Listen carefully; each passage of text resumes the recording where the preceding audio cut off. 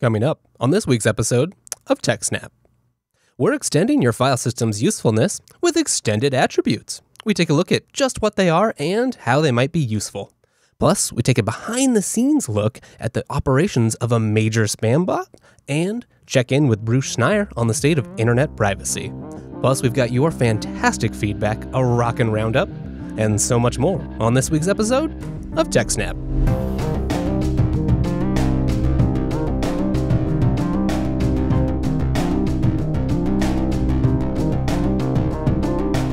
Welcome to TechSNAP, Jupiter Broadcasting's weekly systems, network, and administration podcast. This is episode 335, broadcast in front of a live IRC and Discord audience. This episode is brought to you by our three excellent sponsors, Ting, DigitalOcean, and IX Systems. My name is Wes, and joining me this week, it's the one and only, the man who's just an image this week. We've got some ongoing technical difficulties, but that won't stop him from presenting you with all the facts you know and love. That's right, it's Dan. Welcome to the show, Dan. Hello, Wes. There is no truth to the rumor that I've run out of T-shirts. No, don't worry. That's not the reason that we can't see you. That's not the reason.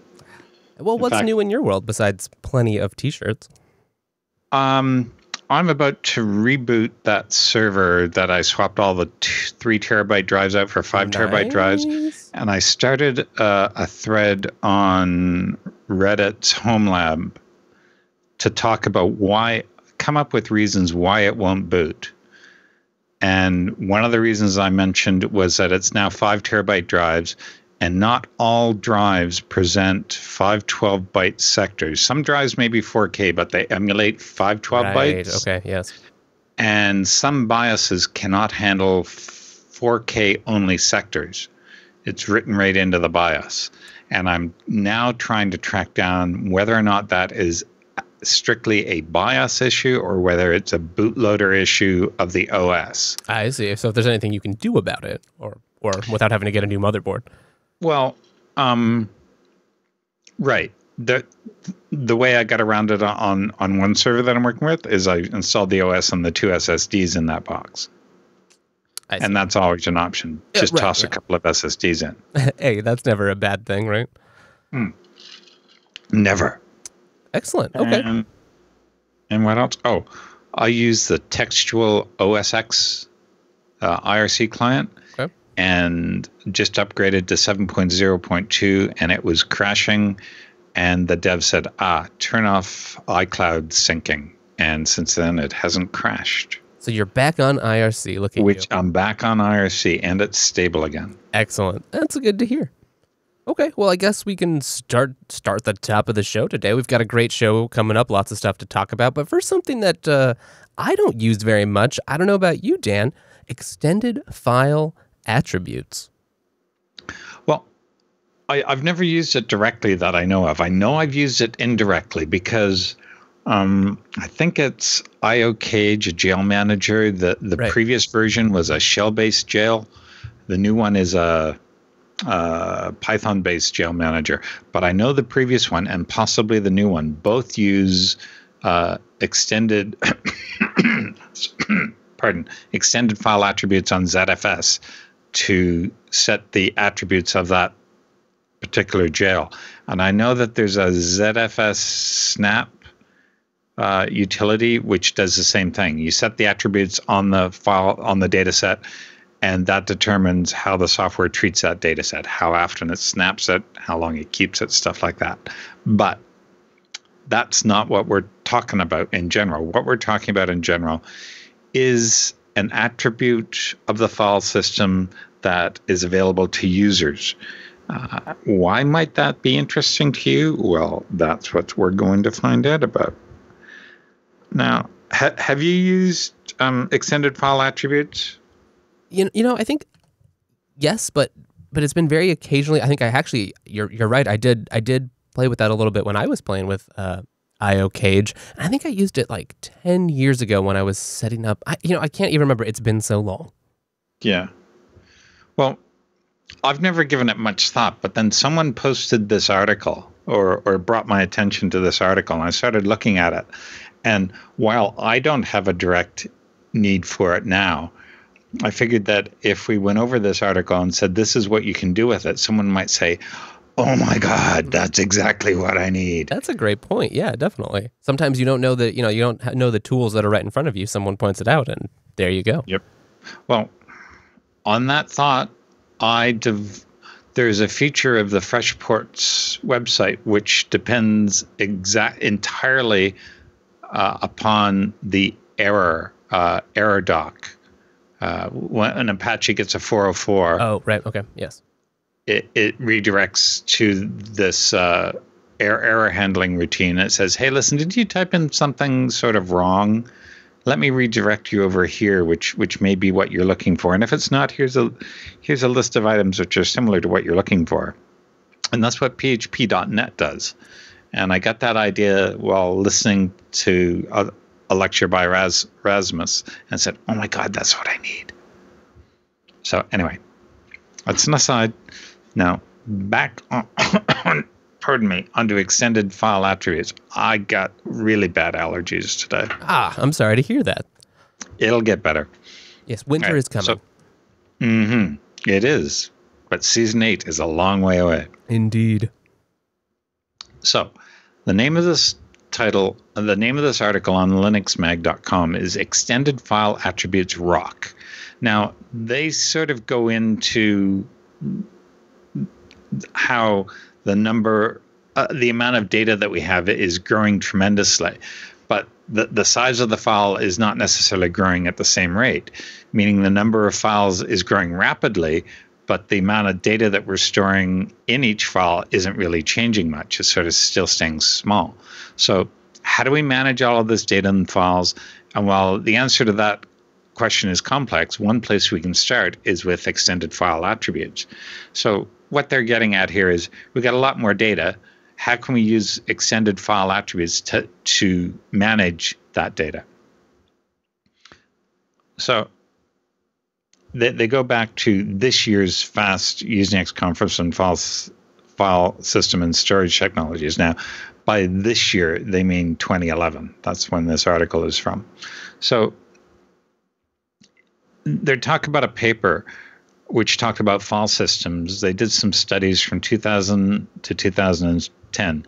The median file size isn't changing. The average file size is larger, and the average file system capacity tripled in those 10 years. So the average file system is bigger. What they mean by the median file size hasn't changed, what that means is that if you were to sort all of the files in your file system according to size, the one in the middle of the list is the same now as it was in 2010. Does that make sense? Yeah, that's interesting to know. But the average file size is larger, so I guess the average, yes. So there are more files, but they're larger. It sort of says like every one of us has has more than the average number of eyes in the population. Mm-hmm. Because if you have 2, you're above average. Exactly. Fun with math on today's TechSNAP. Yes, we do stats here. I think I actually read that somewhere recently on Reddit, something like that. So now, one of the keys to data management is being able to monitor the state of your data, which usually means monitoring the following metadata. Fortunately, POSIX gives us some standard metadata for our files, such as the following: file ownership, UID and GID. Almost everyone who admins a box knows about user ID and group ID. This is just general Unix type stuff. File permissions, such as world, group, and user. Usually that's sort of the other way around. It's owner, group, and other is what I usually see that sorted as. A time, C time, M time. Most systems I know turn off A time, which is access time. C time is when it was created, and M time is when it was modified. And then, of course, file size and file name. And is it a file or is it a directory? So all of that stuff is readily available to you. Now, what most people don't realize is there's actually a mechanism for adding your own metadata, like extending the metadata that we just covered. Say what? This is called what? What? Yes. This is called extended file attributes. In Linux, many file systems support it, such as ext 234, JFX, XFS, blah, blah, blah. That's a lot of them. So there's a lot of them. And some of the file systems have restrictions on those extended file attributes, such as the amount of data that can be added, but they do allow for the addition of user-controlled metadata. So on Linux, there are 4 namespaces for this data. So there's user, trusted, security, and system. And this article concentrates only on the user namespace because it has no restrictions with regard to naming or contents. The system namespace could be used for adding metadata controlled by root. So let the users manage their own metadata, but if you as a systems administrator is doing this and want to rely on this metadata and make sure that it's accurate, then use the system namespace. Don't use the user namespace. Leave that to the users. Oh, and while I think of it, not all backup and copy tools will preserve this extended metadata. Yeah, that's a good point. Extended metadata. So if you're doing, I think I recall seeing CPIO mentioned. Now, I don't know if that's been fixed since, because this is a 2011 article. But if you rely upon this metadata, make sure it's still there after you copy it off and copy it back on or back it up. Make sure your backup tool preserves it. Otherwise, when you go and restore it, well, you're screwed. Exactly. So the user attributes are meant to be used by the user and any application run by that user. The user namespace attributes are protected by the normal user permission settings on the file, meaning if you can set it, anyone else who can touch the file can set it as well. If you have write permissions on the file, generally I think you can set an extended attribute. If you have read permission, you can read that attribute. To give you an idea of what you can do for names for the extended file attributes for this namespace, here are some ideas. User.checksum.nb5, user.checksum.sha256. Why would you bother setting the SHA-256 when you can just calculate it? Time. That's the only thing I can think of, time. If you have a 10 gig file, set the SHA-256 if that's something that you need all the time. Yeah, that actually sounds pretty handy, especially if you have to go, if you're, have some dumb process that's running every so often. I like that idea. User.originalAuthor. So you've got, say, a document, and the current owner is J. Doe, but the original author was Foo Bar. All right. User.application. What application uses this file? User.project. User.comment. Comment is a really good idea.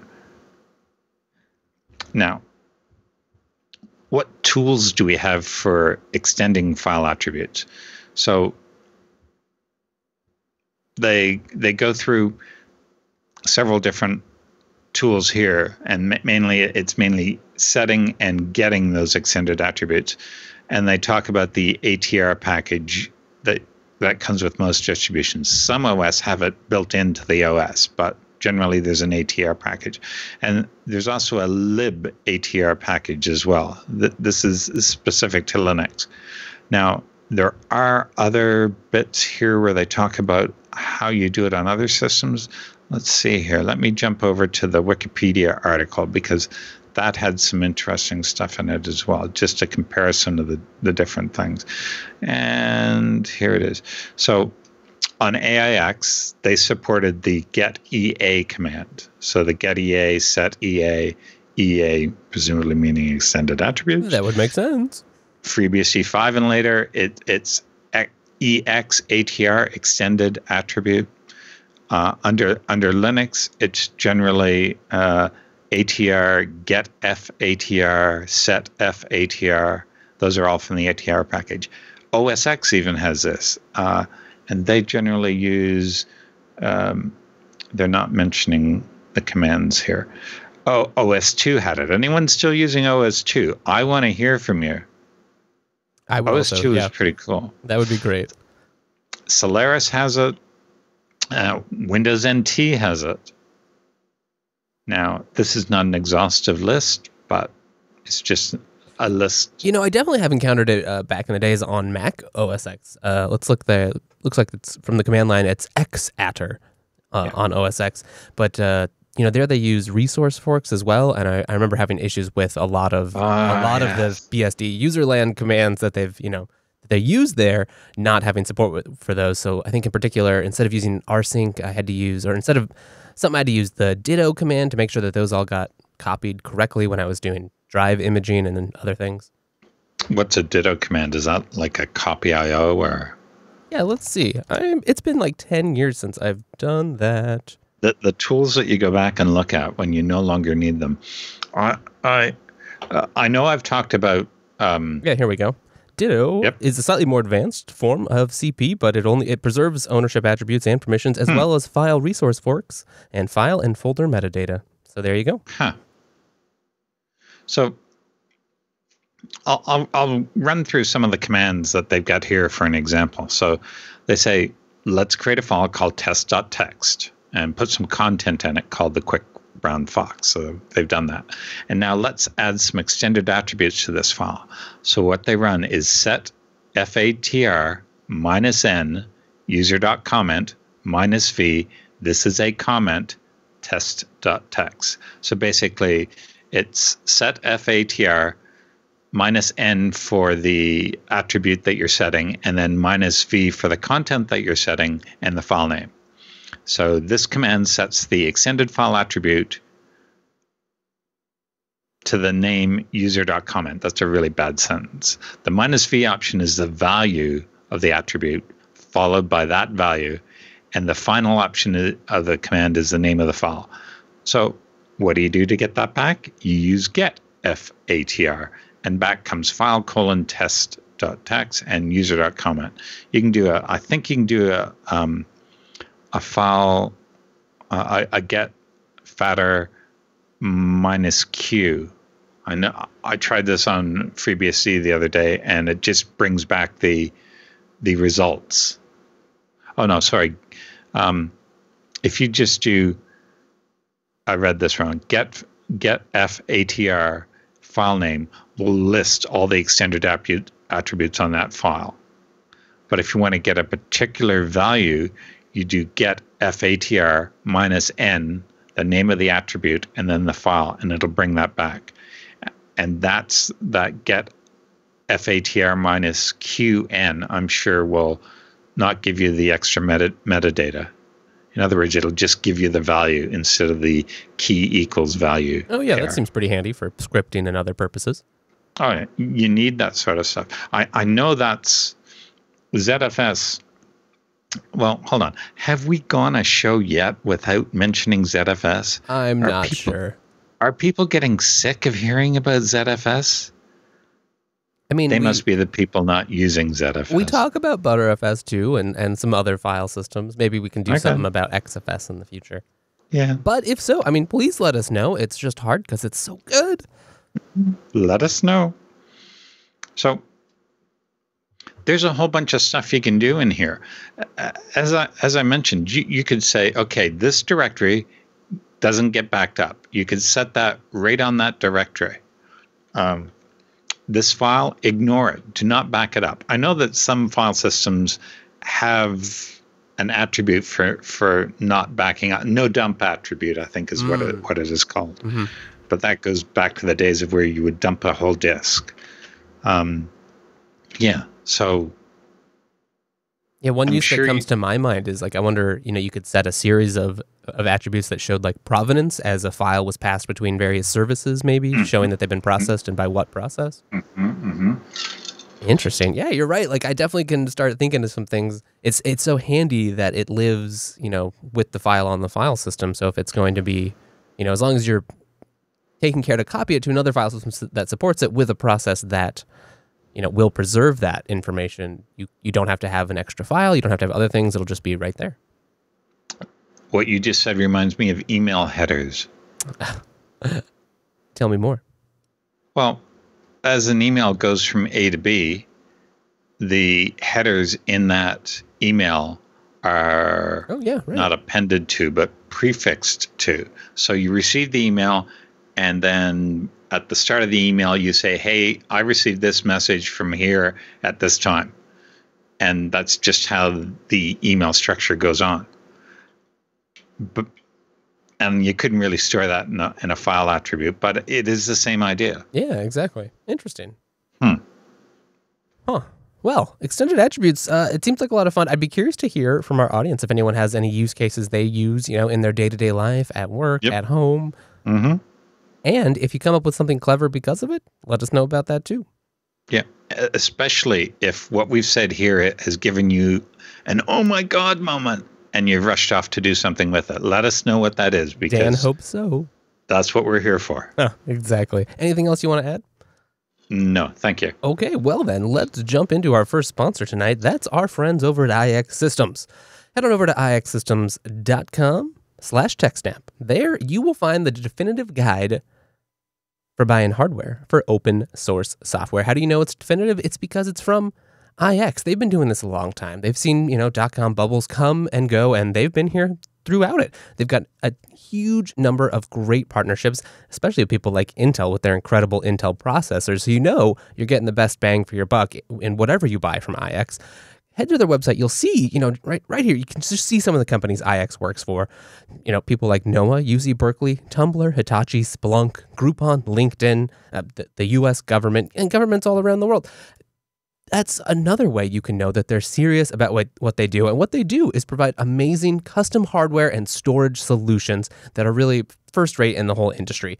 Whether you need, an entirely custom new server or storage array for your growing business, or you just want to get serious about home backups, IX Systems is the place to look. Start out looking at the FreeNAS Mini. You just click learn more. It'll take you to a page all about it. You can go buy it on Amazon, especially if you're a Prime member and you need some fast storage, or you can order it and configure it and buy it right on the IX website. If the web, buying things on the web isn't for you, or you just want to, be sure you're getting exactly the right configuration, that's another way IX Systems stands out. They've got a great staff of super talented sales engineers. Emphasis on the engineer there. They're really, they know exactly what's going on. They've worked with great companies, and they're prepared to be your partner with white glove service, helping you to understand your problem, helping to make sure that your solution is the custom solution that you deserve and that matches your problem, and will solve it in the most cost-effective, efficient way. So whether you need, particular hardware, a motherboard that'll make sure it'll fit this number of extension cards and will have this amount of upgradability or this many sockets, doesn't matter. IX has done it. They've seen it. They've built it. And if not, they're going to be excited too, because, hey, this is a lot of fun, and they're experts in their field. They've also got, They're also like community members. That's another thing. You don't have to worry that this is some company that no one's heard of or that they're out of the blue. No, they are at all the conferences. You can find them. They've got social media presence, and they've got a great blog. They've always got stuff going on over at the blog, whether it's, new server releases, like IX Systems has released new servers built on the new Intel Xeon scalable processors. Hey, that sounds great. Or they're talking about some conference that's upcoming or that they've been to, or another cool open source project that they're helping or that they're trying to highlight. That's another way IX is different than just about every other provider. So if you're looking for some new hardware, you're looking for a crazy amount of storage, or you're just looking for some technical guidance, check out ixsystems.com. Go to ixsystems.com/TechSNAP. Take a look at that white paper. Give it to someone, whether you're looking to buy new hardware or someone else in your company or life is. Let them know about IX. And thank you to IX for sponsoring this here TechSNAP program. All right, so moving on. What do you have for us next today? Speaking of IX Systems, they were at VMworld. Is it VMworld? Yeah, is that I think the so. It's on right now. One of my coworkers there, was there, and he stopped by and snagged T-shirts for us all. It seems like there's a lot going on there. New AWS partnerships, and then Google's looking at doing the same. Yep. Good days for VMware. So anyway, back. Yes, we've got other things to talk about. Internet privacy. Uh-oh.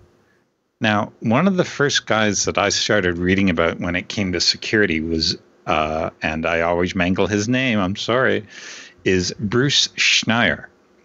And Bruce does a lot of really good stuff, a lot of very interesting approach to security, and not just computer security, but physical security.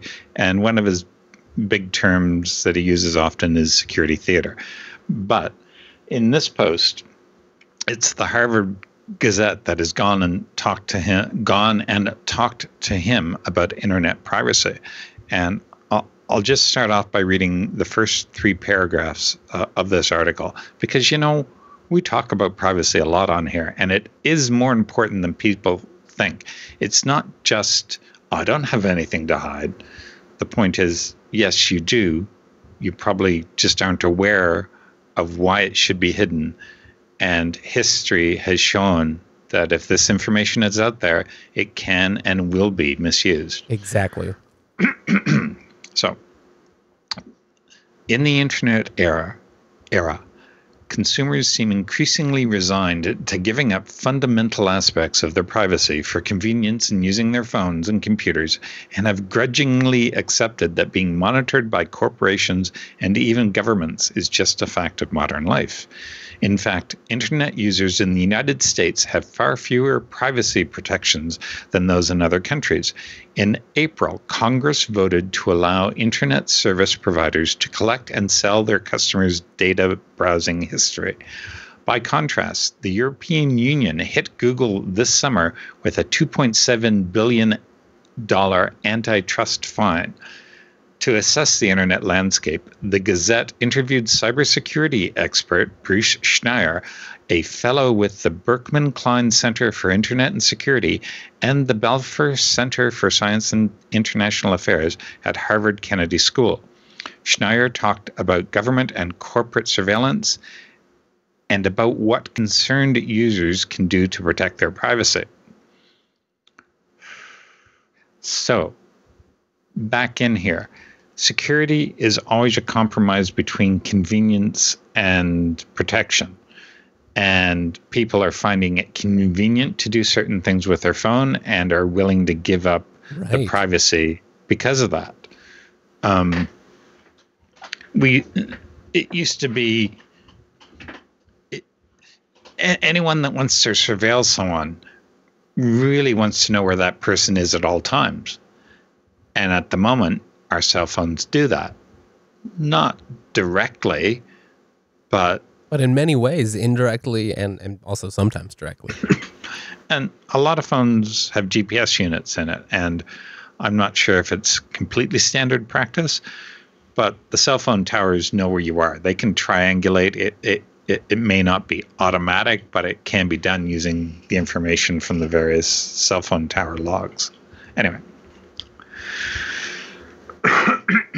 Pardon. So,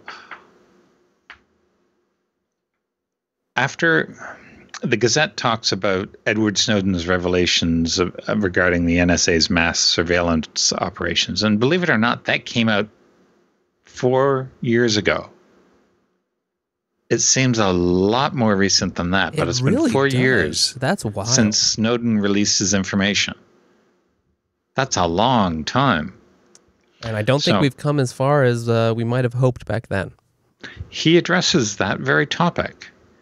Schneier says Snowden's revelations made people aware of what was happening, but resulted in very little change.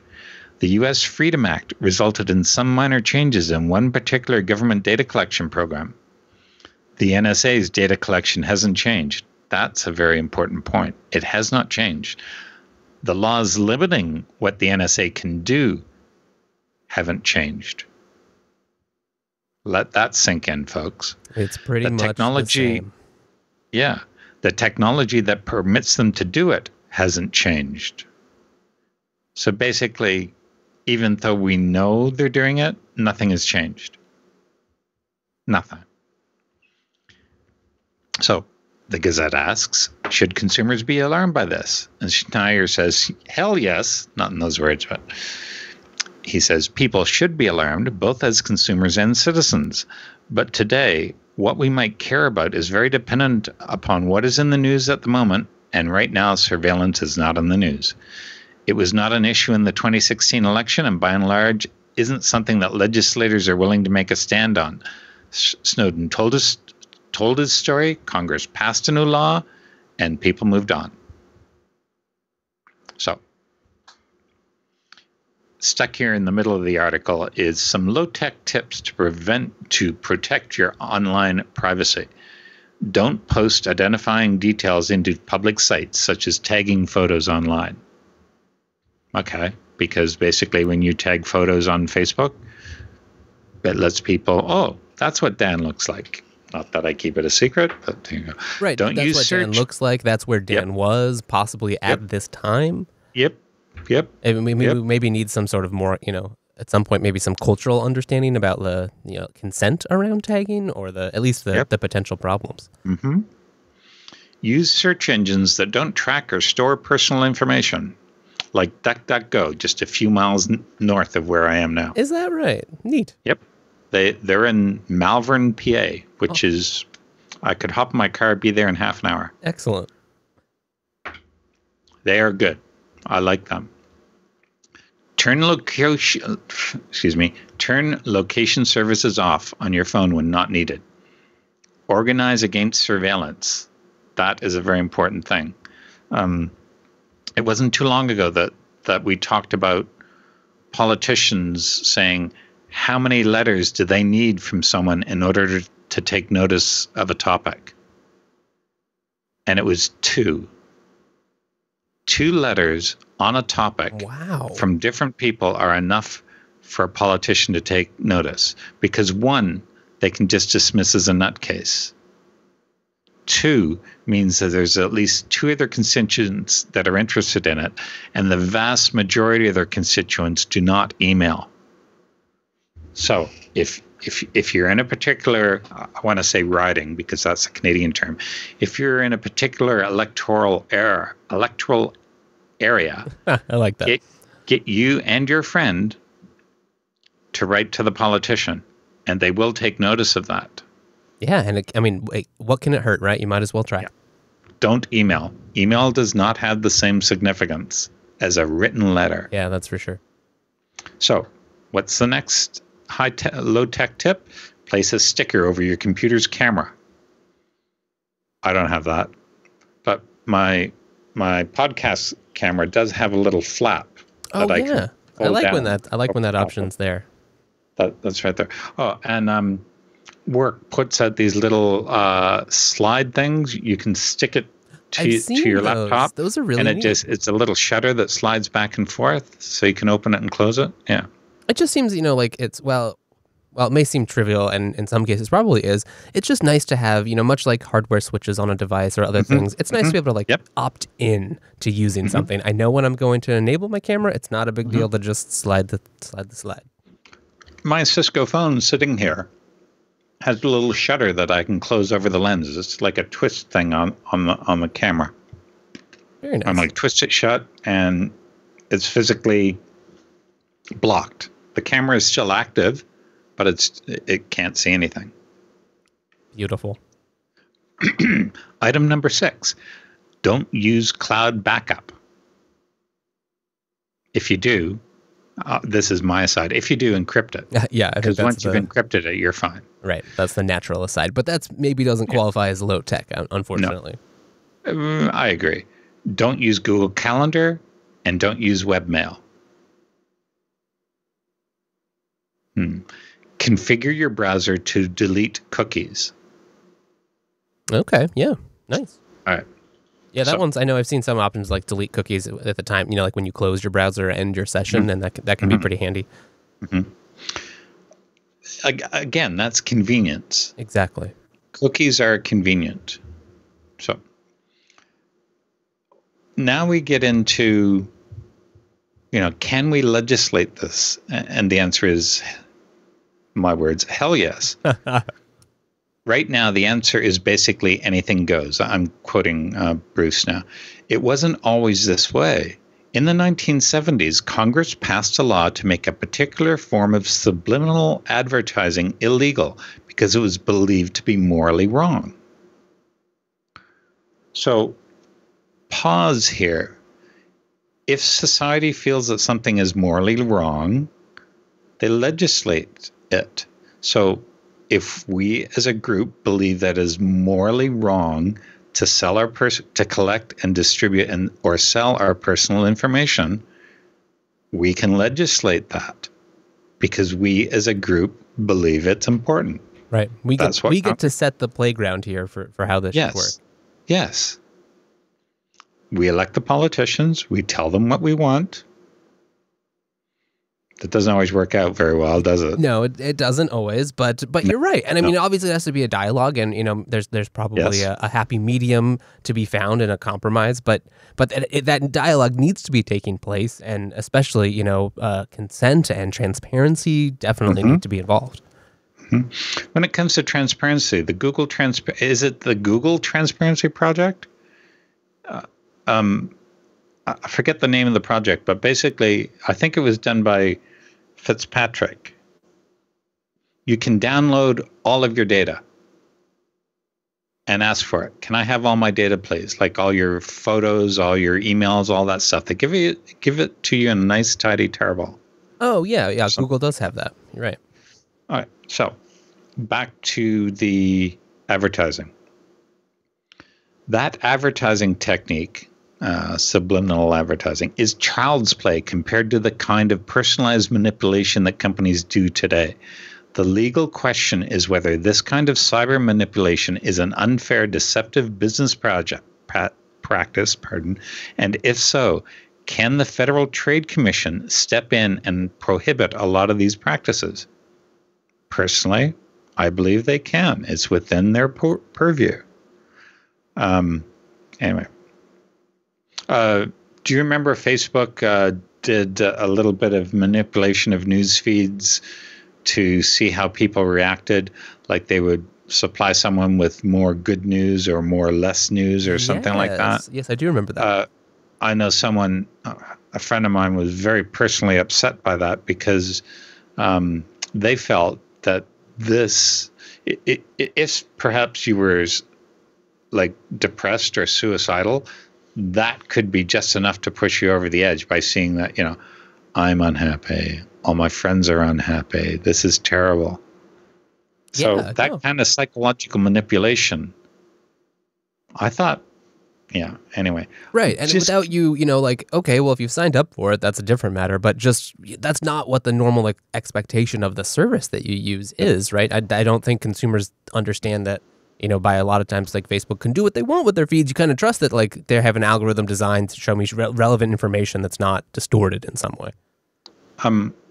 Look up POLA, POLA.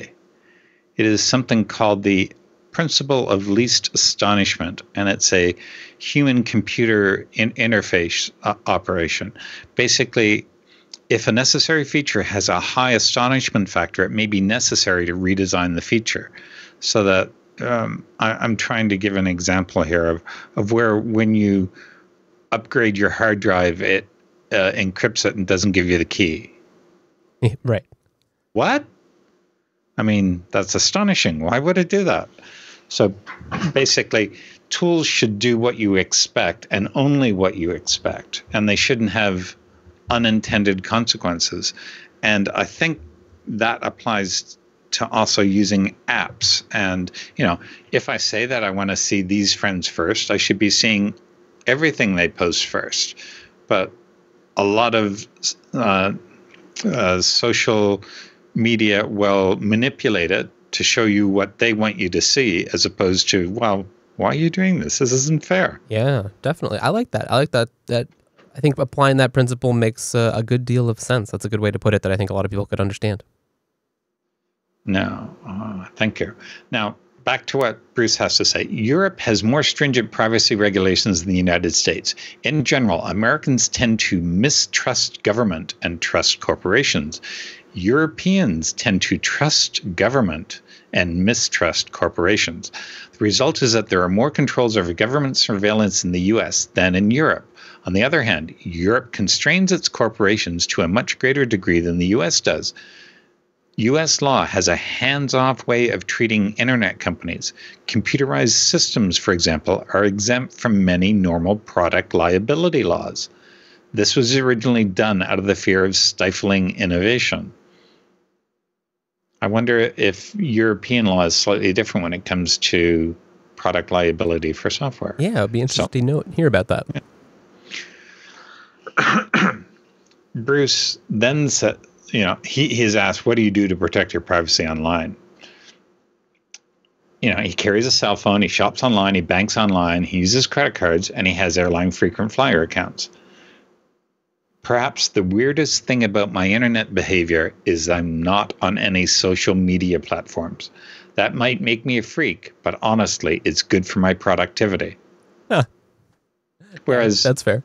I tend to use social media for technical reasons. Like, here's this problem I'm trying to solve. How do I fix it? Right. I mean, at the end of the day, it can be a very, useful way to, share ideas and helpful and actually interact with people. That's the social aspect of it. But that's somewhat different than the, like marketing or lifestyle, or I don't even know what to call it. But, that's a different way to use it than a lot of people do. We're abnormal. Yes, indeed. We really are. Most of the people listening to this podcast are not your average person. And that's just one more reason we love you. That's not a bad thing. No, not at all. That's not a bad thing at all. It's good to not be average. So what else do you do to protect your privacy online? I've come to the conclusion that email is fundamentally insecurable. If you want to have a secure conversation online, if I want to have a secure conversation online, I use an encrypted, most of us do, I use an encrypted chat application like Signal. By and large, email security is out of our control. For example, I don't use Gmail because I don't want Google having all of my email. But the last time I checked, Google has half my email because you all use Gmail. Yep. This harkens back to what we talked about on the previous show about N+1 encryption protocol. Yeah, N+1 sec. Yes, that one. So I'm hoping that comes out soon. Yeah. So see episode 334 for that one. Thank you. One sentence in this whole article gives you a lot to think about. No one ever lies to a search engine. Yep. What you're putting in there is what you're interested in. I want more information on this. Oh, this person is interested in that. Let's just make a note. Oh, I want to know about this too. Oh, wow, look, they're interested in this too. Okay, put a tick in that column as well. So keep that in mind.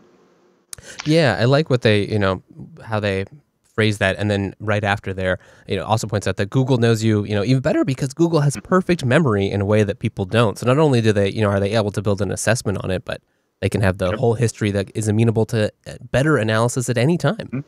Mm-hmm. So to finish this review, I'll read the last paragraph of what Bruce has to say. Opting out doesn't work. It's nonsense to tell people not to carry a credit card or not to have an email address. And buyer beware is putting too much onus on the individual. People don't test their food for pathogens or their airlines for safety. The government does it. But the government has failed in protecting consumers from internet companies and social media giants. But this will come around. The only effective way to control big applications is through big government. Oops. My hope is that technologies also get involved in the political process, in government, in think tanks, universities, and so on. That's where the real change will happen. I tend to be short-term pessimistic and long-term optimistic. I don't think this will do society in. This is not the first time we've seen technological changes that threaten to undermine society, and it won't be the last. Hey, that is a little bit optimistic. I appreciate that. That's often a note we need here on TechSNAP. Oh, yeah.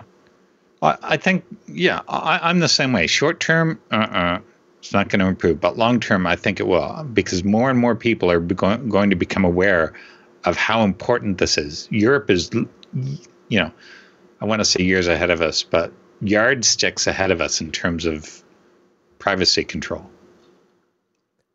Yeah, definitely. While you're doing that, I just remember I've seen a couple, like there's plugins or other applications that will try to generate some fake data to try to obfuscate some of what you're doing. In effect, lie to Google. I don't know if this one in particular. Here's just one I found called Noisy. Introducing Noisy. Noisy is a browser plugin that creates meaningless web data. Digital noise. It visits and navigates around websites from within your browser, leaving misleading digital footprints around the internet. I don't know if it actually does fake searches or not, but that's just maybe one thing people can consider that might help. You talking about Noisy reminds me of something I was reading yesterday. ISPs can tell when you're sleeping, when you get up, when you leave for work, all that sort of stuff. And that can be determined basically by the amount of data that leaves your house at what times of the day and where it goes to. Yeah, the people sitting in their knock surely just see that, right, in the rhythms on the graphs on the wall. So when you go to bed, there's a lot more data going to your sleep monitoring app, for example. And the way around this is to have a steady stream of data, maybe 40K per second. That's not a lot of data, but just have a steady stream of data going all the time, so everything else gets lost into the background. Yeah, and then especially if you're already, you tuned into episode 334 and you set up a VPN gateway at your house as well. Mm-hmm. Combining those two things would work pretty nicely, I think. Just have a constant flow of crap going over it. Exactly. And they can see the data's going there, data's coming back, but it just has to be enough to have a lot of data going in it. And that reminds me of what encryption used to be done. Encryption used to be this is an encryption machine that my father worked on, or was a tech for. He installed them. So you would have a sending machine and a receiving machine at each location. And at the beginning of the shift or the day, you would insert a paper card into this machine. And that paper card was essentially the seed for random noise that would be sent over the line for the entire shift. Now, that's my interpretation of this is the same card was used at both ends, which meant at the other end, they knew exactly what the noise was, would remove that from the incoming signal, and anything else you got was your actual encrypted message or your unencrypted message. So anyone eavesdropping on it, there would be constant noise all day long. And all you do is you encode your message into the middle of that noise, and then at the other end, you have your message, and nobody knows that a message even went by, let alone what it was. That's clever. I like that. It is. Incredibly. Anyway, enough of my anecdotes. Any takeaways you want to have for that very interesting article before we move on? People have got to get involved with telling their politicians that they don't like the amount of data that's available. Yeah. And we gotta, we need to, you're right that in some ways it's a moral, philosophical issue. So it's something we need to attack at the cultural level as well. And, communicate this to people in your life. Parents need to teach it to children. Other things, that this is, it's a human right. It's a fundamental thing for a free society. We need to have privacy and have a clear and open discussion about what that means. Yes. So do that. Get out there and keep watching TechSNAP. All right, so if you care about that, you probably also care about freedom of choice, especially when it comes to your wireless service. Head on over to Ting if that's you, techsnap.ting.com. There you'll find a smarter way to do mobile. Why is it smarter? Well, just to tease you, at first, maybe it's smarter because the average Ting bill is just $23 per line per month. Yeah, that's right. And when you go to techsnap.ting.com, you'll get a $25 service credit, which will likely pay for more than your first month of service. How does this work? Is this some sort of crazy internet magic? Well, I mean, yes, but the way it works is because Ting's different. Ting's mobile that makes sense. Ting is pay for what you use. Head on over to their rates page. There you'll find a little bit more about how that works. You can just play around and see what it would be like. Lines start at $6 a month. Yeah, that's it. You have a phone, you have $6 a month, boom, that phone, it's on Ting now. Then you just pay for what you use. So if you don't use any minutes, That's $0 a month if you don't use any text messages because, that's just plain text. Are you crazy? Also $0 a month. And then it's just however much data you use. Maybe you use a lot, $26. Maybe you don't use hardly any because you're on Wi-Fi all the time. That's $16 a month. So the price, a meal out, something like that, it's a whole different bargain. It's not $130 a month. Plus, there's no 2-year contracts. You don't have to try to estimate how much data you might need and play that terrible game of trying to buy just amount that you use most of it, but still have enough flex for the months where you go over. Maybe you're traveling. Ting doesn't make you do that. Ting doesn't want you to feel like a child. This is wireless service for adults and rational people. You pay for what you use. You need to use more, just use more. You'll pay for it. And that's fine. That makes it simpler. And you make up for that in the months where you don't use very much, because if you don't use much, you don't pay much. That's the magic of Ting. And don't worry, they've got everything you've come to expect: voicemail, 3-way calling, and the best feature for me, tethering. Yeah, that's included. There's no separate magic other bucket of data. There's no extra fees for that. It's just included because Ting makes sense. They have both GSM and CDMA. You get to choose between those, whichever's better in your area. You can bring your own device. They've got an easy page over here, a BYOD. You can check out if your IMEI will work on Ting. I bet you it will. And if you need a new device, head on over to their store. They got a ton of great phones from the latest and greatest Android and iOS things. You can go check out your coverage. Look at that Samsung Galaxy S8, Apple iPhone 7 Plus.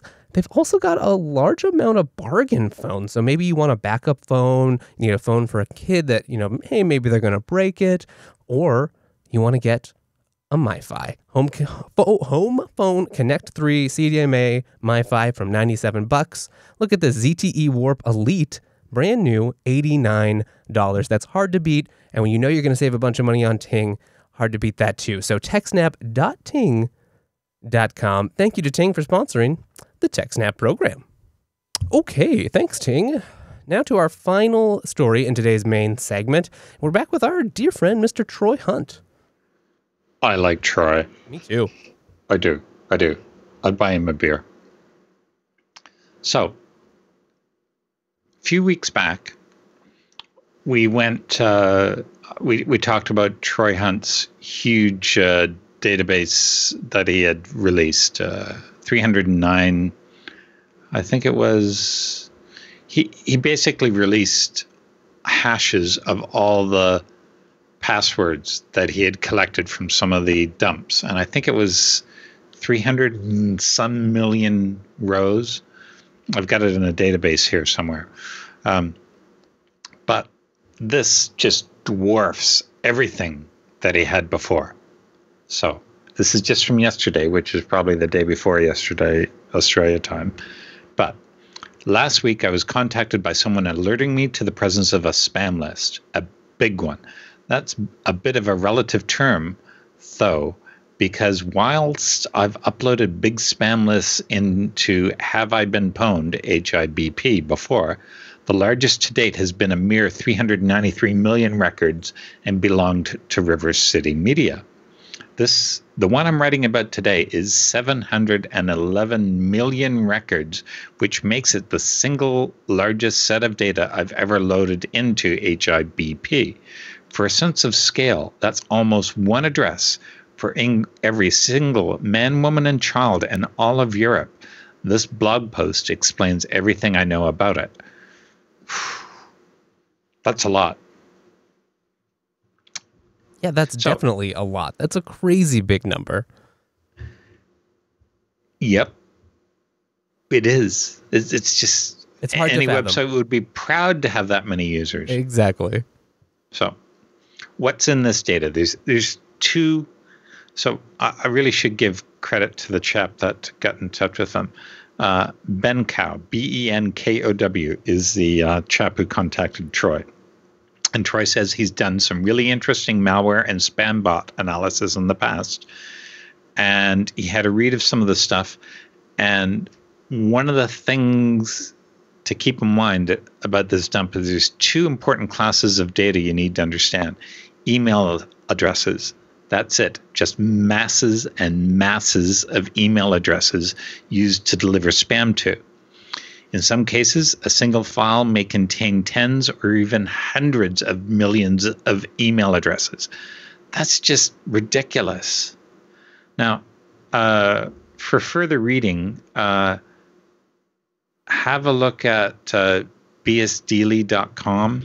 I think that's at bsdly.com. Is that it?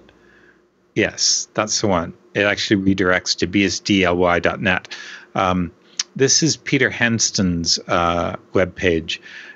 He loves FreeBSD, does a lot of great stuff on it, wrote a book about PF. He also knows a hell of a lot about spam.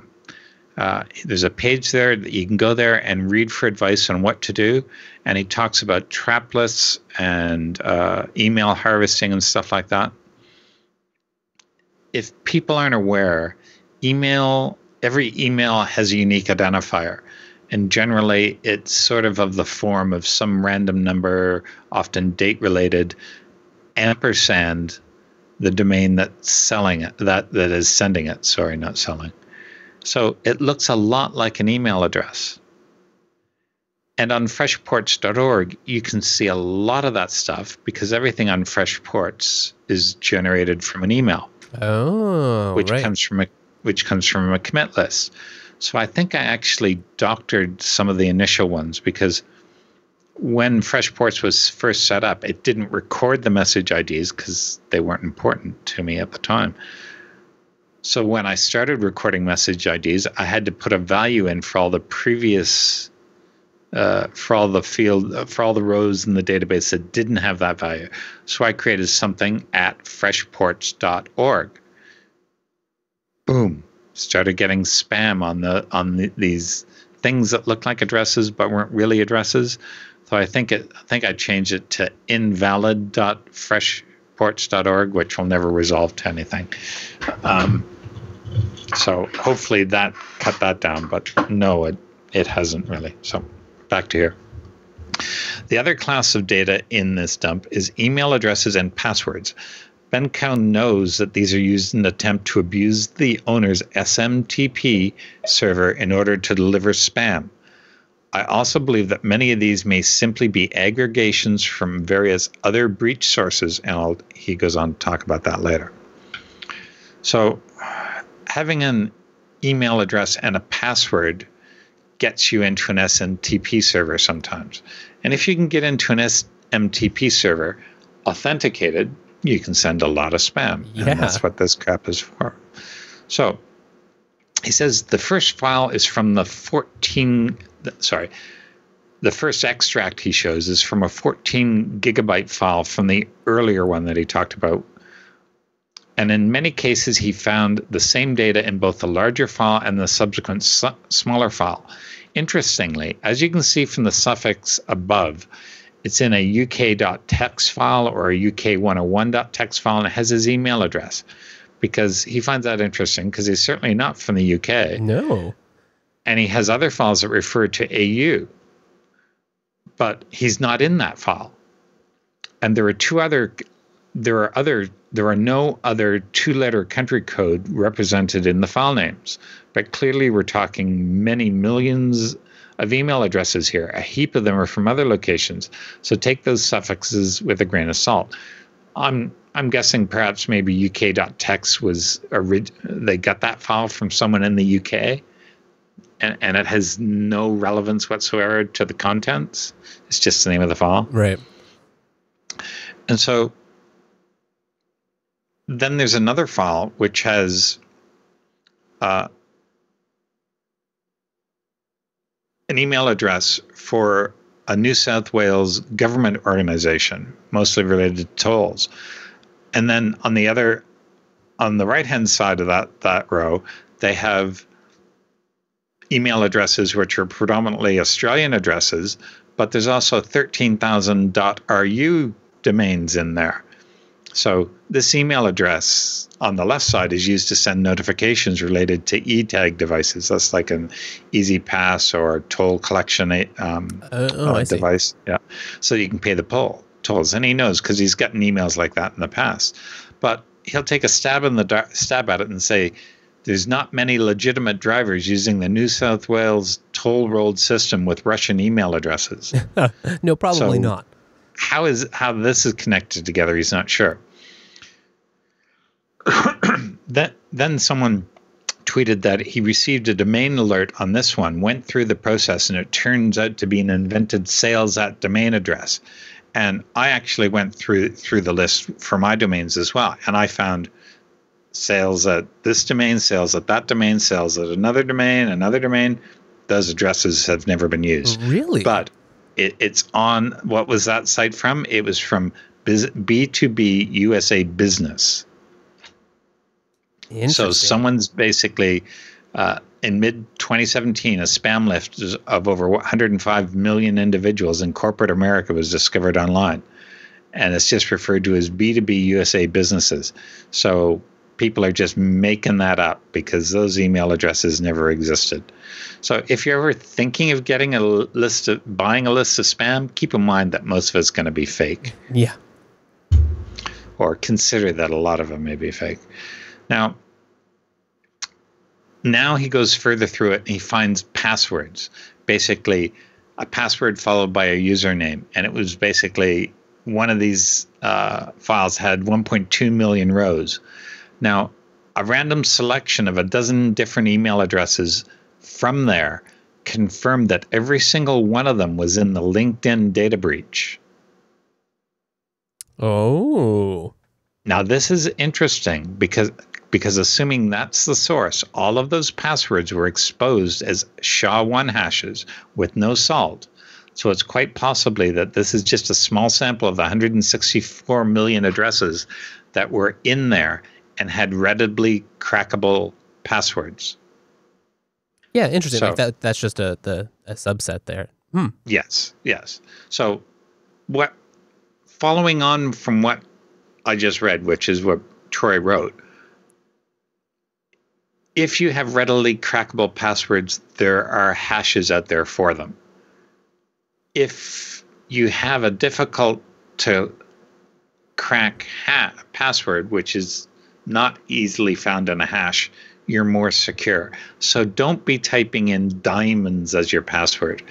Use a password manager and use something random that your password manager creates for you. Definitely. That's just one of the easiest ways to make sure that, when these inevitable leaks happen, you're at least a little bit protected. You won't have other accounts that are vulnerable, and it's really easy then to go generate a new password, update everything, done. Mm-hmm. Now, another file with a similar naming structure contains 4.2 million email addresses and password pairs, this time with every single account having a hit on the massive exploit in combo list. This should give you an appreciation of how our data is redistributed over and over again once it's out there in the public domain. So this massive exploit in list, I'm not actually seeing when this came out, May 2017. So yet another file contains over 3,000 records with email, password, SMTP server, and port, say port 25 or port 587. Mm-hmm. They're very common. This immediately illustrates the value of the data. Thousands of valid SMTP accounts give the spammer a nice range of email servers to send their messages from. There are many files like this too. Another one contained 142,000 email addresses, passwords, servers, and ports. That's nuts. So I can't imagine that this was plucked from a provider, because why would they have ports included? It must have been harvested from individuals. Yeah, you would think so. Or scanned somehow. I'm not sure, but it's certainly interesting. I can see why it'd be very valuable if you have a bunch of email to send. Mm-hmm. Now we're getting down to the conclusion bit here. It goes on and on and on. Email addresses, passwords, and SMTP servers and ports spread across tens of gigabytes of files. It took HIPB 110 data breaches over a period of 2.5 years to accumulate 711 million addresses. And here we go, in one fell swoop, with that many concentrated in a single location. It's a mind-boggling amount of data. And this is just a spammer sitting there. We don't, is this a typical spammer? Is this an extreme example? Anyway, those are my speculative questions. The above examples are by no means exhaustive. Rather, they're intended to illustrate just how diverse the data is. It helps explain both the massive number of records and the inevitable responses I'll get of there are addresses in there which aren't real. It also illustrates how broad the sources of data inevitably are. Finding yourself in this data set, unfortunately, doesn't give you much insight into where your email was obtained from, nor what you can actually do about it. He has no idea how his service got mine, but even for me, with all the data I am seeing, what I do, there is still a moment when I went, this helps explains all the spam I get. That's the unfortunate reality for all of us. Our email addresses are a simple commodity that's shared and traded with reckless abandon, used by unscrupulous parties to bombard us with everything from Viagra offers to promises of a Nigerian prince wealth. That, unfortunately, is life on the web today. That is so true. It's a different web we live in. It is. I remember when I used to get really upset by spam, and now, no, not anymore. Yeah. Spam is still annoying. It's still annoying, yeah. But that with privacy, with security risks, it's, you have to watch yourself and take active defense to make sure that you're not going to be taken advantage of or vulnerable.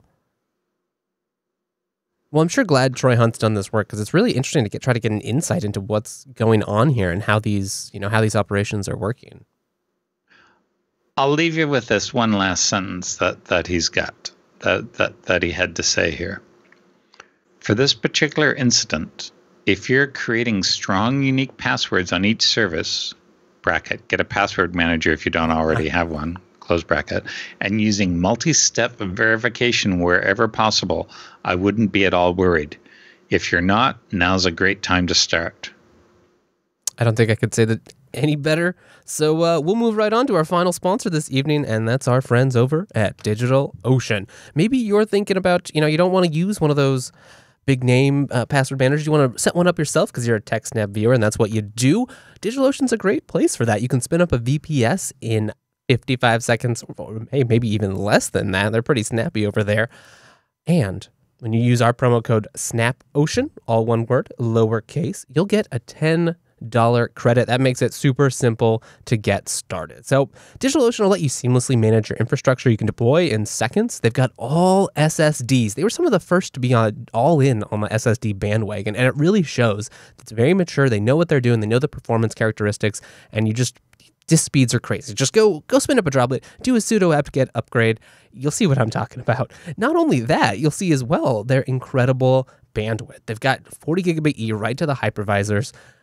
That also shows they've got great transit, great peering operations. So whether you need to, set up a VPN for yourself at home, or you just want to make sure your package downloads are really fast, DigitalOcean has got that covered. They've also got a great API. They really dogfooded. They build their site on their API. Their apps and official libraries are built on it, and a whole bunch of community-supported apps and libraries are built on it too. We use it here at the show. I use it in my own life. It makes it super simple to manage, update, deploy, snapshot, just whatever you need to do with your droplets.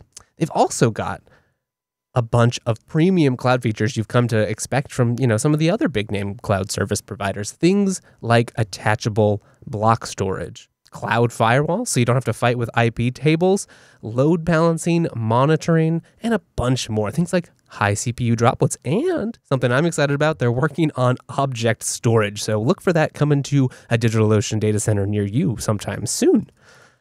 They've also got an incredible community. So not only will they provide you the actual, infrastructure you need to build your next startup, business, or just personal project, they're also going to make sure that you have the resources to do it. So from anything like one-click apps, they got a ton of those. So if you just want to deploy a new WordPress server, own cloud instance, Nextcloud, those are all there. You can click one button, get that all set up, or you want to roll it yourself. They've got incredible community curated guides. They have real editors that take community contributions and turn those into some of the best documentation on the internet. These days, you search for just about anything, you're probably going to find a DigitalOcean article about it.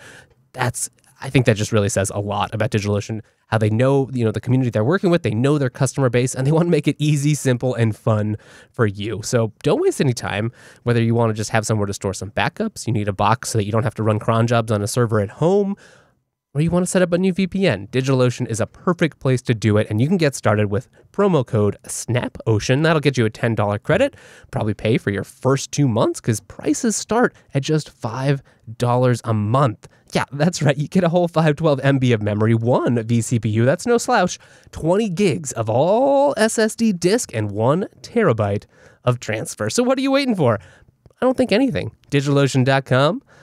Promo code SNAPOcean. That'll let them know you appreciate them sponsoring this TechSNAP program. Thank you to DigitalOcean.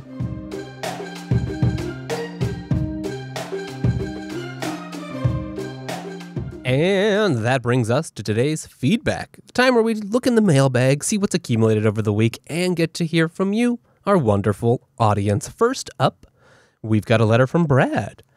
Hey, Wes and Dan, I wanted to point out something and ask a question. It sounds great.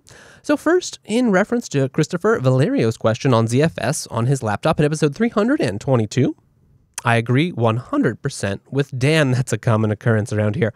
I'm a Linux refugee, thanks to systemd, who has been running PCBSD, now TrueOS, for almost 3 years. I will admit systemd drove me away from Linux, but it was native ZFS and boot environments that kept me there. I run TrueOS on both my laptop, a Lenovo T530, and my desktop, an old quad-core AMD. I have a single drive in my laptop so far, but in my desktop, the primary Z pool is on a pair of 256 gig SSDs, and I have a pair of 1 terabyte spinning drives for larger, bulkier things like jails, ports, and whatnot. Having said that, I've considered buying another 480 gig SSD for my laptop, but since I'm doing ZFS sends to my FreeNAS box, I've not felt the need to set up mirroring. The other thing is that I hope Dan misspoke regarding RAID Z in, I believe it was episode 321. I thought I heard you say that you needed an odd number of drives for a RAID Z2. I always thought it was an odd number for RAID Z3, or RAID Z, 3 drives or more, an even number, 4 or more for a Z2 array, and 5 or more for Z3. Am I incorrect here? I always thought it was an even number of data drives plus the number of parity drives, and that the number of data drives should be even. Am I wrong here as well? I don't recall my FreeNAS complaining about the drive selection for the 4 drives. Thanks, Brad. Hey, thank you, Brad. That's some great feedback. I'm glad you're having a good time on TrueOS. The boot environments are pretty slick, and nice to know it's working well on your Lenovo and your AMD, so that's great to hear. What say you, Dan, about some of his other feedback? If I said that, I should be punished. We'll take you out in the back, shoot you. It's wrong.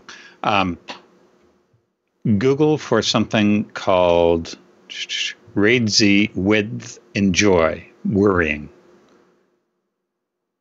or probably just RAID Z width worrying. What you'll find, Delphix here. Yep. What you'll find is a post by Matt Aarons, which is pretty much considered to know a fair bit about ZFS. I should think so. Given that Matt was involved with the original writing of it and is still involved with the development of it. So basically, to summarize, use RAID Z, not too wide, enable compression.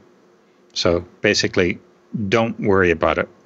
If you're using an even number or an odd number, it doesn't really matter. That's the long and the short of it. For example, I have 2 10-drive clusters, one of which is RAID Z3 and one of which is RAID Z2. I have another cluster which is 6 drives of RAID Z2. So some are even and some are odd. And it's not that big of a deal now that we have compression available, because compression throws everything out. Before you had compression, it sort of made a difference, but it doesn't make any difference, significant difference. It's not something to worry about. So have a read of that article. Choose a RAID Z. The TLDR that I just came across. Choose a RAID Z stripe based upon your IOPS needs and the amount of space you're willing to devote to parity information. If you need more IOPS, use further drives per stripe. If you need more usable space, use more drives per stripe.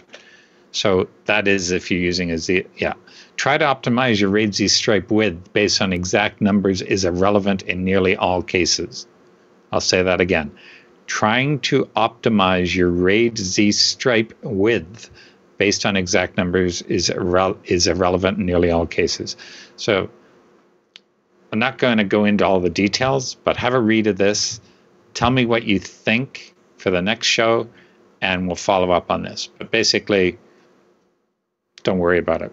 Don't worry about the width. Not too wide. Don't go 2,400 drives, but generally don't worry about it. Nice. I like that. Good advice and a good article find there. Okay. It is. What was the date on this? I don't see it, but it's been around for a while. This has been quoted more than I don't see a date here either. But in recent years. Excellent. A handy resource.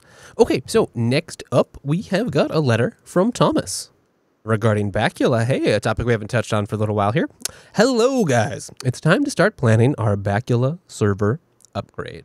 The current director is version 7.05 on FreeBSD 10.3. Is there a way to update to each version with package, PKG, or can I go straight to Bacula server v747? I'm reading on blog bacula.org category releases to see what changes were made, etc. It looks like that's the release notes. Are the notes there good enough for the upgrade process, or is there anything else I should be aware of? I assume I need to buy some new Bacula FD binaries. And the director and storage daemon has to be the same version, I also assume. Does that go for the file daemons too, or can I get away without changing all file daemon installs? Also, did something change with Bacula v9 that means it will not become available for FreeBSD package install? Thanks, Thomas. Thank you, Thomas. All right, Dan, you're definitely the Bacula expert here. I'm going to throw this one right over to you. All right, we'll start with the last question. Stuff did change with version 9, but I've been holding off on developing the port, and it just went into the FreeBSD ports tree yesterday. So you asked your question before I had completed that work. So that makes that question moot. You do have version 9 available. No, you don't need new file daemon binaries. The general rule is the SD, the storage daemon, and the director both need to be on the same version. Always, always, always. Never have them on different versions.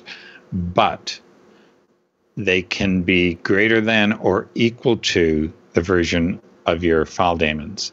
They go through a lot of effort to make sure that the servers are backward compatible with the clients. So I believe I still have clients running very old versions. You'll find out if you try to take advantage of some of the new features that are only in the newer clients. But that makes sense. You'll find out right away. But if you don't need that, you'll be fine. If you don't start using the new features, if you just use the features that were available in the version you're running now, you will be fine. So provided you make no other changes to your configuration, just keep using the old binaries. Now, the upgrade process, yes, there is a file that you want to look at. It has the DDL upgrades that you need to run on the database. And sometimes it's just a matter of updating one table just to say, hey, now we're in version X of the database. Oh, that's nice. They provide that. That keeps it handy. Yeah. So it is installed by the port. If you do package info minus L, and then the port name, it'll list the files that are installed, and you're looking for update or upgrade. I can't remember which it is, but that is also documented. But the output of that file will tell you where to find it on disk. And it's under user local share Bacula, I believe, from memory. But yeah, 9.03 is in the tree now. I've been running it in a test environment for, I think, a week or two. Oh, awesome. And it is running every night, and I just haven't got around to upgrading my own servers yet. Soon, that's great. I hope. Thanks for doing that. That's wonderful. Okay, so thank you, Thomas, for writing in. I'll be curious to see how your upgrade goes. Do let us know. Yes. So it also, a last bit of feedback, it seems like we did not include the link to the device you were talking about in episode 334. Here we have it. Tell us a little bit more about it. Maybe summarize if anyone's watching this episode and hasn't watched that one. So I've talked about this 3 terabyte to 5 terabyte upgrade, and while I've been going through that, I've decided to erase all those hard drives and put them up for sale on eBay. And while I was doing that, I found a bunch of other old drives that have been sitting around, some of which are IDE, and I haven't used IDE in years.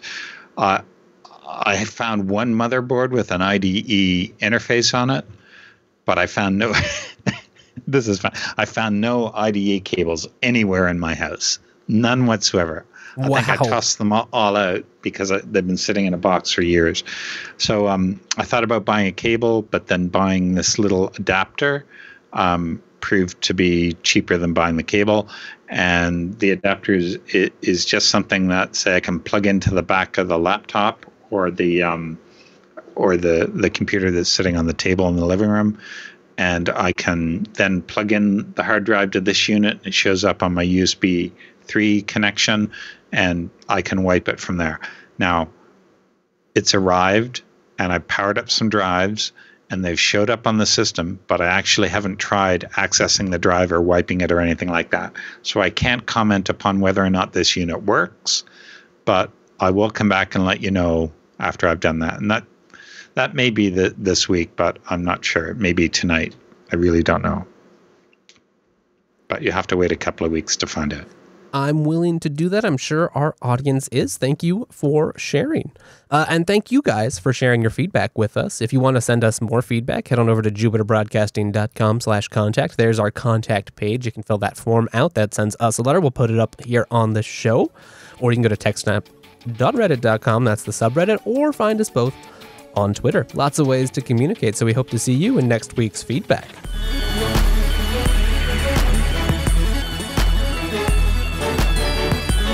And it's time for the roundup, the final segment in today's show. These are some stories that we didn't have time to put in the main segment, but they're still worth talking about. Lots of fun stuff, so let's jump right in. First up, over at TechCrunch, we touched on this a little bit earlier, but internet providers could easily snoop on your smart home. I don't like the sounds of that, Dan. How about you? Yep. Well, I do have some smart devices in my house, but I don't know how much this is going to help them. I know that if you can, if you see a lot of traffic coming from Netflix, you're pretty well convinced that somebody's home. If you see a lot of traffic coming from, say, a video camera, maybe someone's looking at the video camera. Or if you see a lot of traffic headed to, say, sleepnumber.com or their whatever website they actually use for tracking sleep data, then chances are the person has just gone to sleep. So that's what they're getting at here. To quote, "It's a pretty straightforward attack. The Internet of Things devices often identify themselves voluntarily, usually by connecting to specific domains or URLs. Even if they didn't, there are simple ways of profiling them based on observation and some known data. The researchers demonstrated this by showing us that various devices show distinct patterns of data transmission." So they talk about the amount of traffic and the mean traffic and where it goes, and they can actually see that, okay, this is a Sense sleep monitor, this is a Nest security camera, this is a Belkin WEMO switch, or this is an Armcrest security camera, and so on. Now, it goes, by watching a sleep tracker, the ISP can see when the user gets in bed and wakes up, perhaps even how well they sleep or whether they get up in the middle of the night, and so on, because these devices phone home with the data. Yikes. Now, but don't worry. There's actually a pretty good solution, and I'm quoting here. They suggest a constant stream of around 40K per second should be more than enough to get rid of all this ability for them to monitor it. this basically is traffic shaping, as it's called, and it doesn't prevent the devices from working. Many of them work surprisingly well with artificially slowed connections, but it does make it hard for an attacker to tell signal from noise. Even if all they see is the volume, they don't know where it's going. Oh, yeah. See, that makes a lot of sense, and that seems like a pretty useful tactic. I wonder how we get this, in an easy way into the hands of your average consumer. Maybe it's just another IoT device you buy that just sits on the network making meaningless noise. Yeah. I can see a market developing for that. All right. Well, we'll have to start that after the show. Okay, so in the spirit of that, so we can try to make some money here. No, I'm just kidding. Let's move on, though. Yes. The very dirty history of on-demand video technology. Yes. Promise we're not involved, though. No, not us. Yes, this is historical.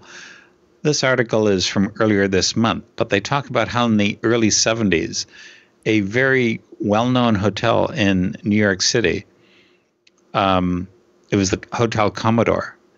The first experiments were done with custom video delivery at that time. So the motels were explicit about what separated them from a generic family motor lodge. Advertisements encouraged patrons to rent rooms for a few days or a few hours, and guests could unwind in luxury and privacy, watching X-rated films in their own rooms rather than going to theaters, peep shows, or arcades. That said, a person spotted checking into an adult motel could no more argue their innocence than if they were spotted going into a peep show in an adult movie theater. So people raided these hotels regularly, etc. So that's where the Hotel Commodore made headlines. This is a legitimate hotel for ordinary guests. So basically, they had all this technology. The player's system, called the Movie Box, uses playback units with cartridges containing 12 packs of 12 minutes each. Thus, movies of up to 2 hours and 24 minutes can be put on one cartridge.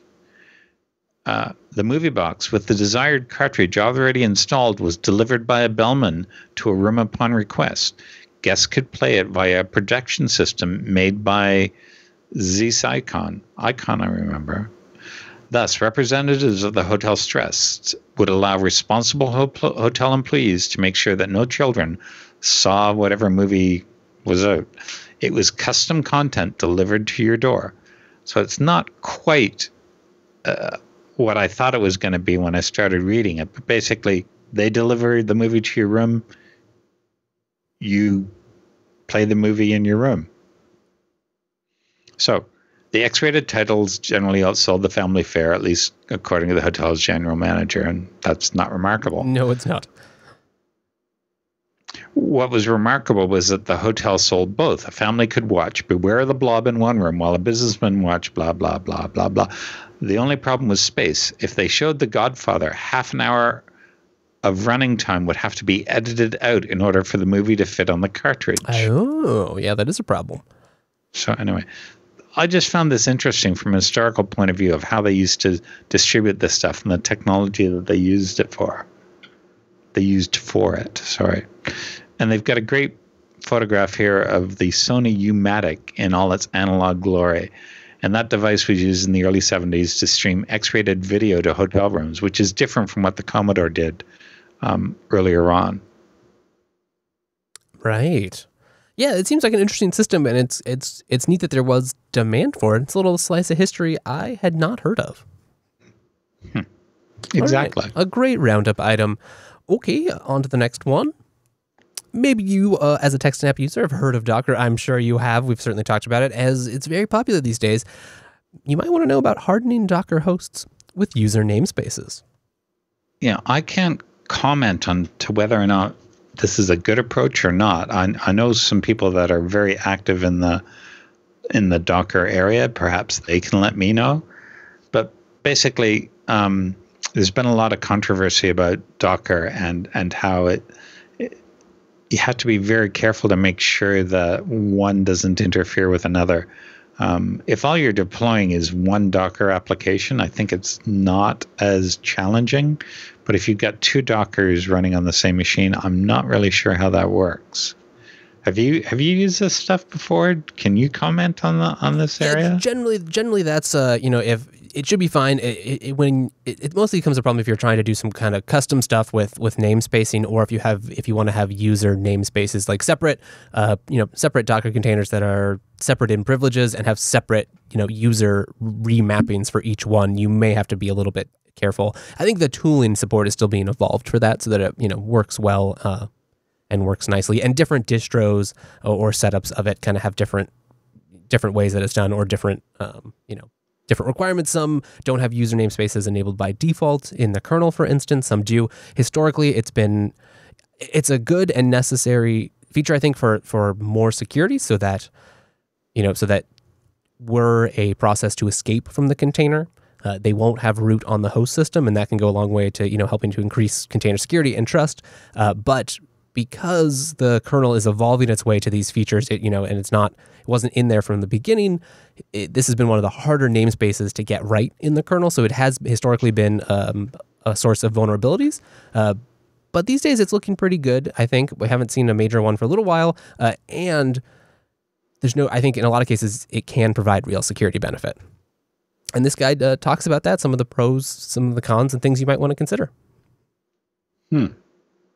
Yeah, it'll be interesting. It's one of the features, by adding this on, the containers come closer to what you're used to with jails, and having root isolated in the jail.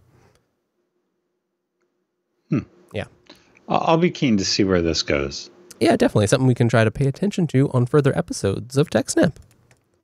Okay, so on to the final bit of Roundup today. ZSH configuration from the ground up. What was that you said? ZSH. Oh, I'm sorry. I'm not familiar with that word.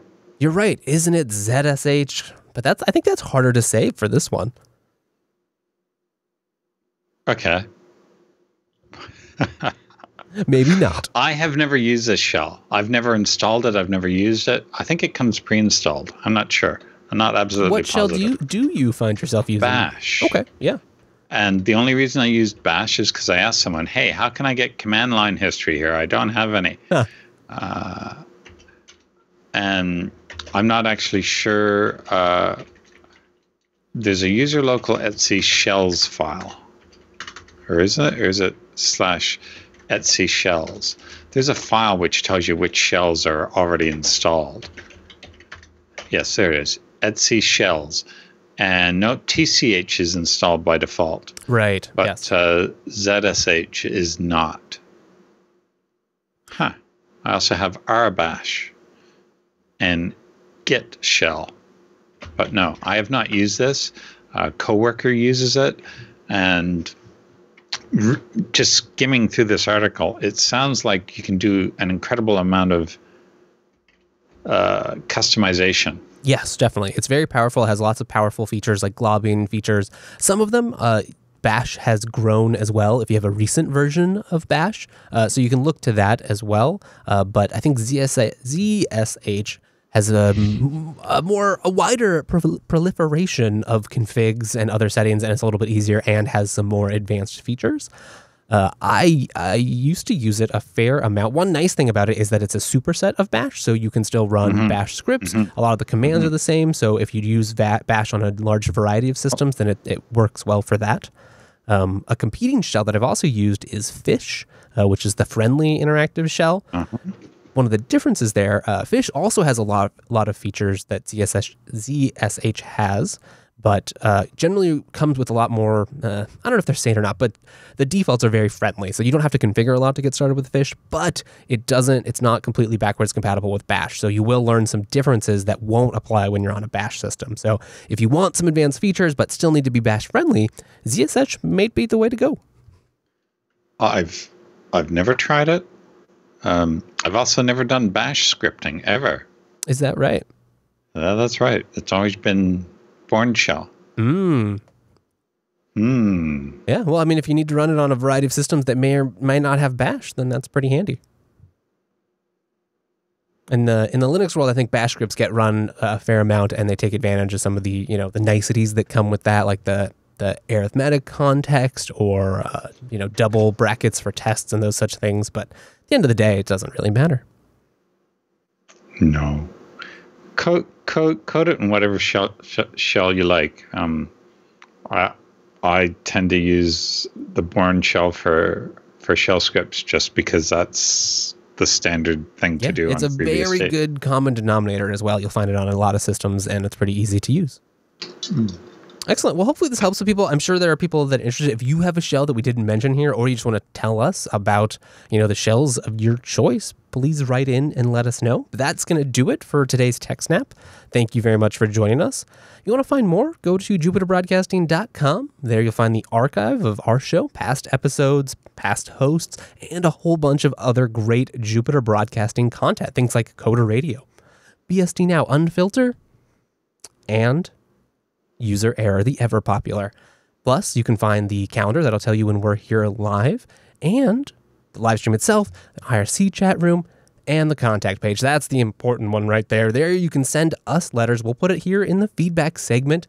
We'll get to have a nice dialogue going back and forth. One of my favorite parts of doing this show is connecting with you guys out there in the audience. If you want to do that in other ways, there's techsnap.reddit.com, or we're both on Twitter. I'm at Wes Payne. He's at TechSNAP_Dan. Anything you want to say before we get out of here, Mr. Dan? Tell us what your favorite shell is and why it's the one true shell. Exactly. A challenge for you. Thank you, and we'll see you next week.